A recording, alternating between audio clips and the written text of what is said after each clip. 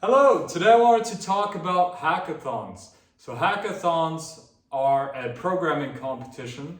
They can be either long or short, where people get together, programmers specifically, to create some sort of product at the end of a weekend, and then the companies that are sponsoring the event give them the money for the ones that come up with the best prototype. And I want to share a bit my experience with the hackathons that I had so far. So the first hackathon I ever had, it was my friend Connor and I from the US. We did it in Switzerland and we had no experience coding ourselves. So we ended up with the business presentation, a business pitch at the end of this whole thing. And we didn't get any ranks, but it was still fun. We got to interact with a lot of people. We got to meet many people as well. And that was quite nice too. Then my second hackathon was on Swiss blockchain hack in Zurich, and this time we at least came up with a prototype with a back end and a front end, and it was something based on blockchain.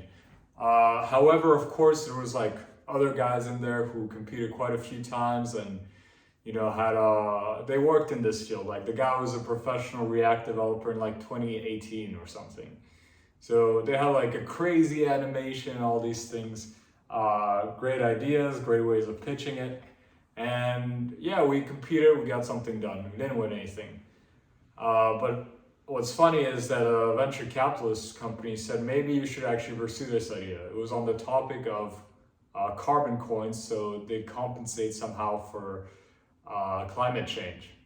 So that's number one and two. Number one, we didn't manage to do anything, just a business presentation. Number two is we coded a back end and a front end. And my third hackathon, we actually were quite a bit better. It was the city of Lugano. They wanted to reduce, again, carbon emission and find a way to gamify this. And they provided a data set. However, my friends and I, we didn't understand completely that we had to use the data set. When the judges walked by our project, they said, wow, this is an amazing project, it's gonna win for sure. But then it turned out to be a technicality where we had to use the data that they provided us. So, well, we didn't place anywhere, but it was a fun project, and that project is still available on my website. And it was nice to add it to the portfolio of projects that we got to do. And that was very nice anyways. It was about how to use vision, so the computer cameras, to detect what type of trash is being given to the train station. So that was number three. Then number four was Hack Zurich. So this is the biggest hackathon in Europe. This was already when I was in my master's program for AI. And the thing is, now I had some front end and some back end experience, and also AI experience because of the master's and because of work. So that was awesome. And I got to, what we did there was actually built a pizza classifier. So you take a picture of a pizza and then you get all the ingredients delivered to your home.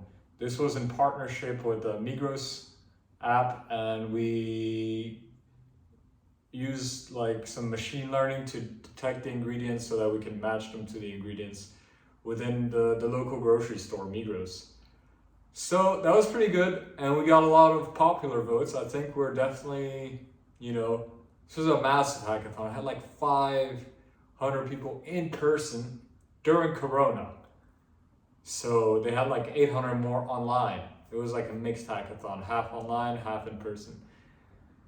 And that was very nice. So we got very popular, but we didn't win anything again, but it's fine. We got to interact. I was the only person that was at the actual place. The rest of my team was together in a room in Lugano where I did my master's. I did it with the master's students. Awesome group. And then my last, or before last hackathon, I just did one recently as well, was in Hack Zurich, same place again.